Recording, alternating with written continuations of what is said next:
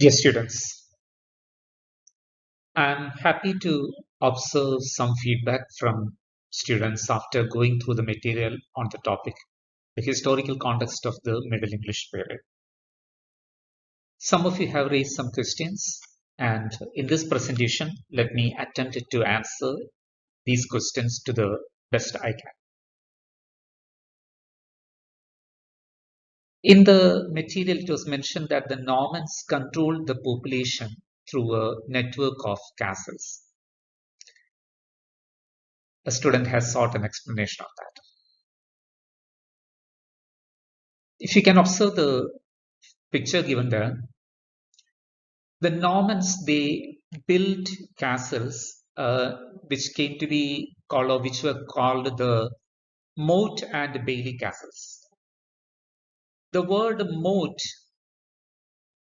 meant a raised piece of ground and or rather a turf.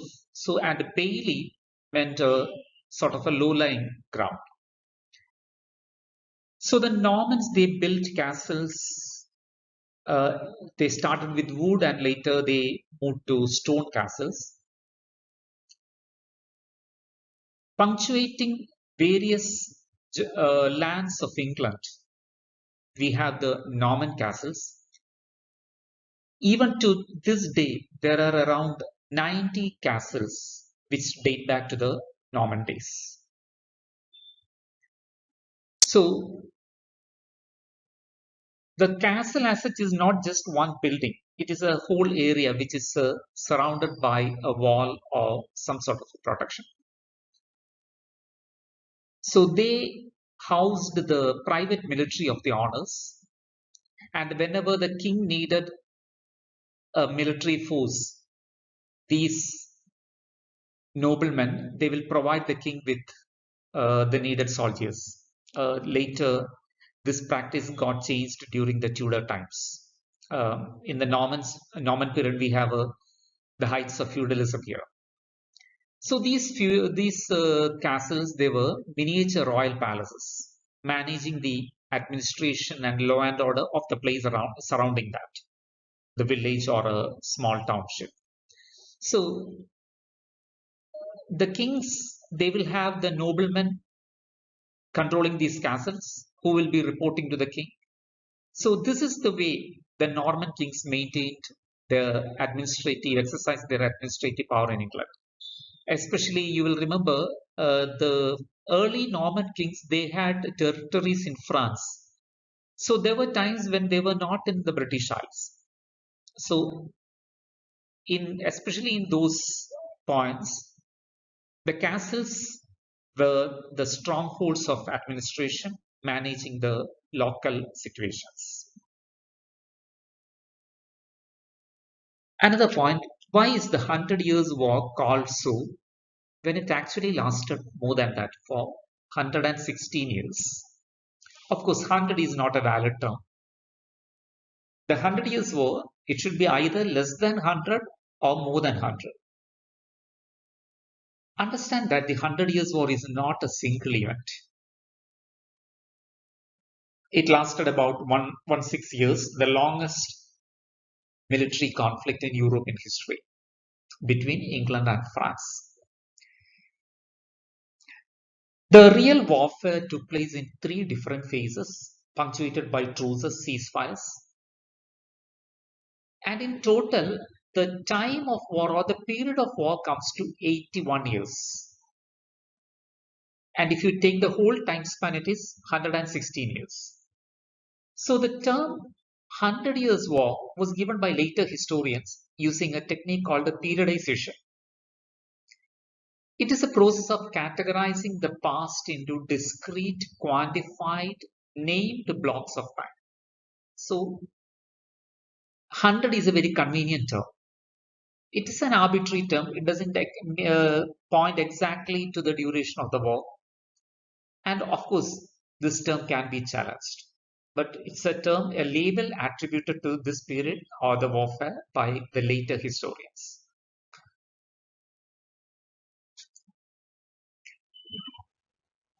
This point, What is I've taken in three questions here. What is meant by the loss of Anjou? Need an explanation on the term Plantagenets. Is the loss of Anjou the only differentiating factor between the Angevins and the Plantagenets? I think these few slides that are going to be presented before you will help you understand and get a clarity on all the kings, all the segments of the medieval period. All kings of the medieval period in England, they are Normans. They are the successors of William of William the First or William the Conqueror. However, there can be shifts in the family lines. So now let us try to trace out the family lines. I have included the names of all the kings here. The first line, we call them the Norman kings. Of course, all these are Norman kings, but let us give the name Norman kings to the first line. Why? Because the first king is the Duke of Normandy. And later also we will see this. When a person is the Duke of a place, he will take the name of that place as his own name, and his successors also will follow suit.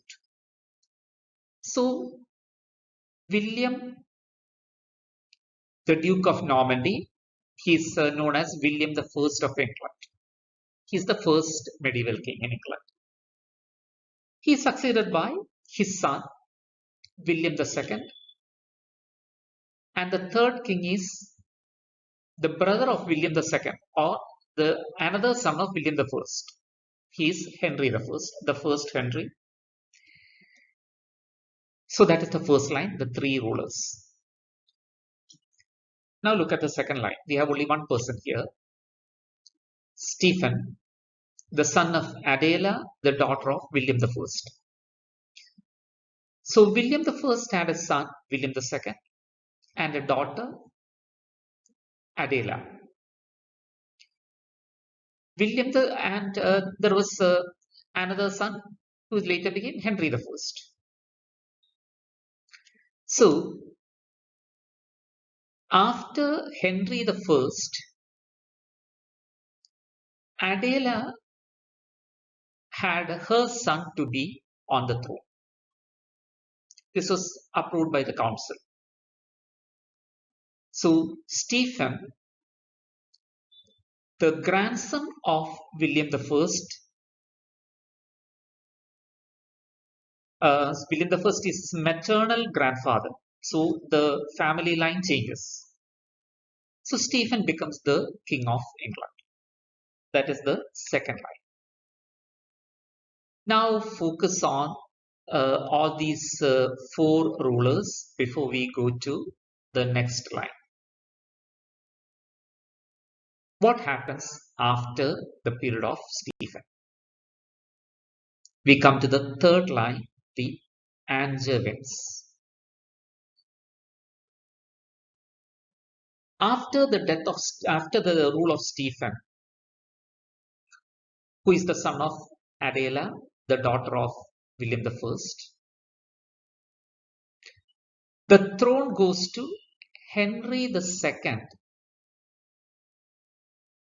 who is the grandson of Henry I, through his daughter Matilda. Try to trace out this family line. So again, the succession is through the mother. The son of Adela became King Stephen, and the son of Matilda becomes King Henry II. Now, who is the father of Henry II, or who is the husband of Matilda? Matilda is married to Geoffrey, the Count of Anjou in France. please go through the Wikipedia entry made here. I'm giving it for your reading. So here it is mentioned about Geoffrey and his son, that is Henry II. They were the counts of Anjou, rulers of Anjou. So they had a huge territory under their control. They were sort of kings. So this territory under their control is known as the Angevin Empire.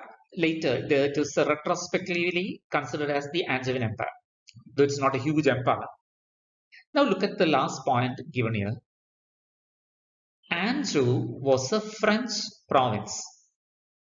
So Geoffrey's descendants got the name Angevins.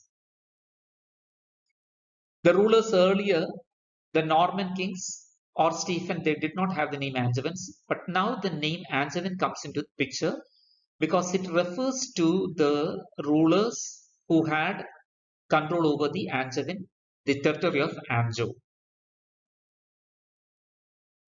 Now please look at the point indicated on the top of the slide, the third line, Angevins.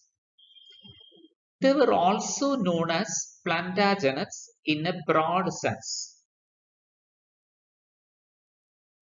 It refers to a plant which was used as an emblem by Geoffrey, the Count of Anjou. So it's sort of a nickname, the Plantagenets. But remember,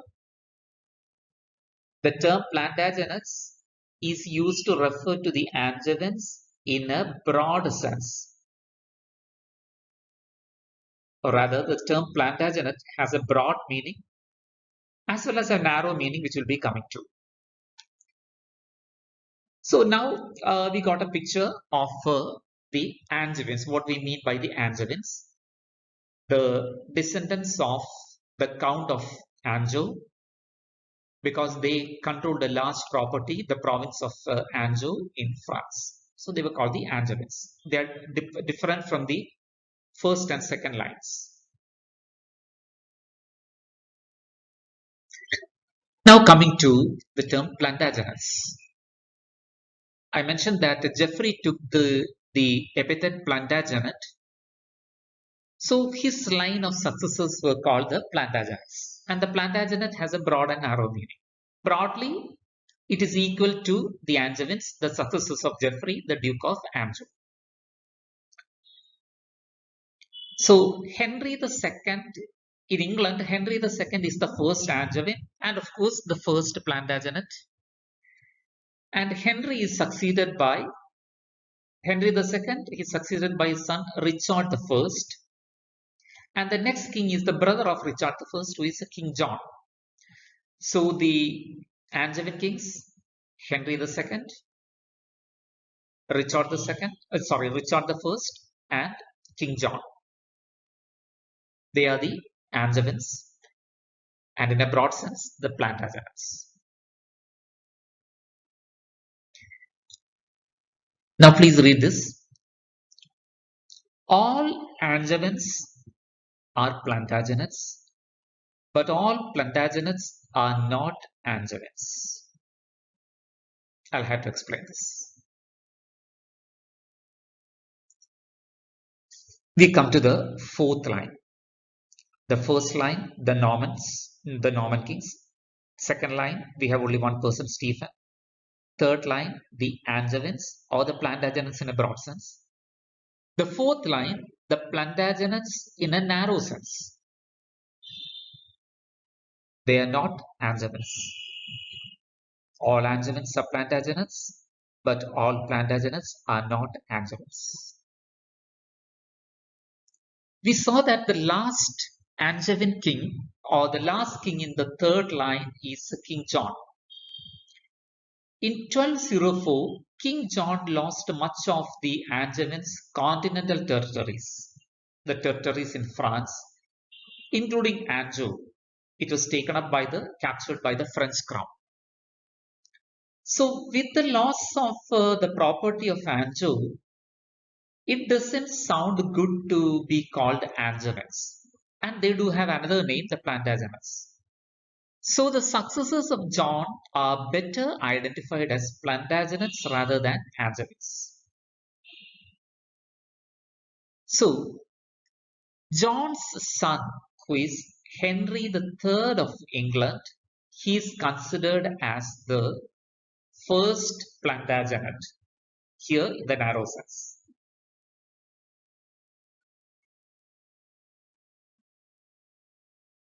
Now let's see the Plantagenet line. The son of John, Henry III, son of Henry III is Edward I, then Edward II, and Edward III. Direct line of succession through the male heirs. But after Edward III, his son, known as the Black Prince, should have been on the throne, but he died earlier. So the son of the Black Prince became the king. He is Richard II, the grandson of Edward III. So the first line, the Norman kings, second line, the line of Stephen, third line, the Angevins, and now the fourth line, the Plantagenets. So the two terms are explained, Plantagenet and Angevin. Now we have two more terms, the Lancastrian and the York. The Lancastrians form the fifth line.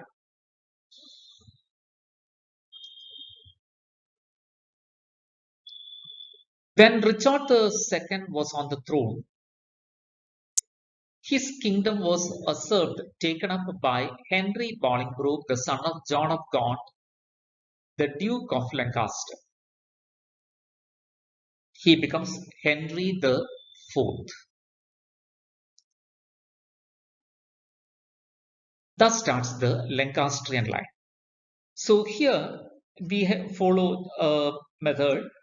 Just as the Norman kings were called so, they had took the label the Norman kings, or they are given the name the Norman kings by the historians because they were the dukes of Normandy. Just like that, here you have a new line of kings which starts with the Duke of Lancaster, or the successors of the Duke, the successor of the Duke of Lancaster, John of Gaunt. John of Gaunt's son Henry Bolingbroke becomes the king. Obviously, Henry Bolingbroke would be the Duke of Lancaster after his father. So this line takes the name Lancastrians. A new line, a name taken from the position they hold. The Duke of Lancaster, the family inherits the name Lancaster. We have three kings. The direct line of succession, Henry IV, Henry V, and Henry VI. At this time, we have the Wars of the Roses, where the Lancastrians fight with their cousin branch, whose name is the Yorks. The Lancastrians had the emblem of the red rose. And the Yorks, that is the sixth line, they had the emblem of the white rose. So this is why the war is known as it's a civil war between families, sort of a family feud known as the Wars of the Roses. So after Henry VI, there was a period of instability, and finally Edward IV of the Yorkist line, in fact the Lancastrians and Yorks, they are cousins. Edward IV becomes the King of England. And his son Edward V is assumed to be the successor, but he was not crowned. And then we have the last Yorkist king, Richard III. Here ends the Wars of the Roses. The Yorks are in power. The Lancastrians are sort of removed from power, but the war continues and the victory goes to the Lancastrian side. But there is no one in the Lancastrian line to take up the throne. So, a strong member of the group, though not a direct Lancastrian, but related to the Lancastrians through marriage, or rather through his father's marriage. His father is married to the family. He becomes the king, that is Henry VII. He's actually of a Welsh descent. So then we have the new era, the Tudor dynasty, and this is considered to be the end of the medieval period. So in the medieval period, we have 6 lines of kings or rulers, and 4 names are significant: the Plantagenets, the Angevins, Lancastrians, and the Yorks.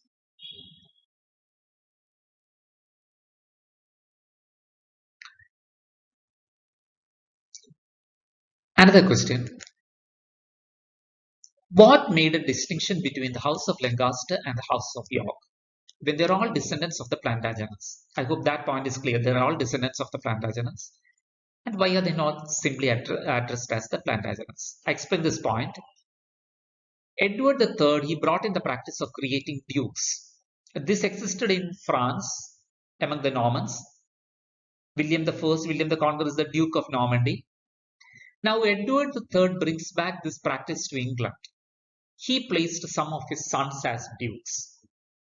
And his successor, Richard II, also appointed some of his uncles, that is the other sons of Edward III, as dukes. And these families, they are known by the names of the dukedoms. So you have the names given here: the Duke of Cornwall, Duke of Lancaster, Duke of Clarence, Duke of Gloucester, and the Duke of York. So all these families, they take up the name of the dukedoms.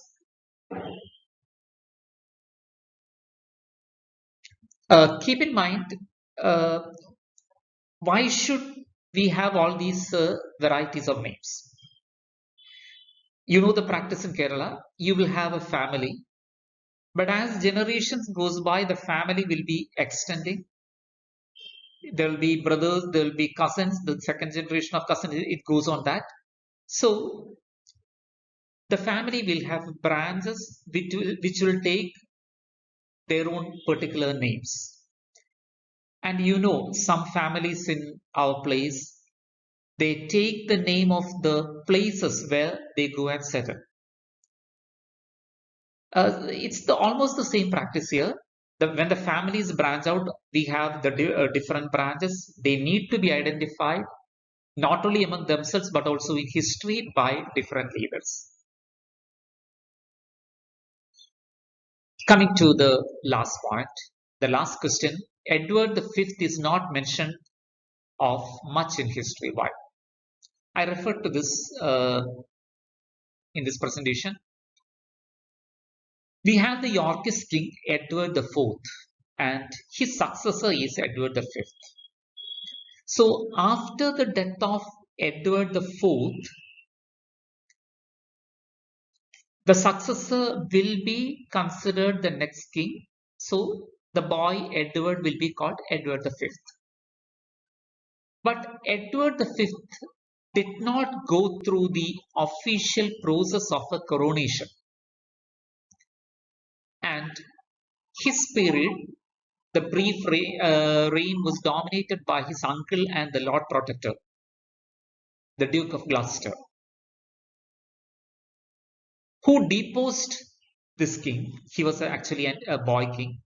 And the Duke of Gloucester, the last Yorkist king, he assumes power and the throne as King Richard III. So there is no much mention of Edward V in the books of history. I hope this presentation helps you understand the historical sketch of the medieval England. Do go through this video repeatedly. Thank you.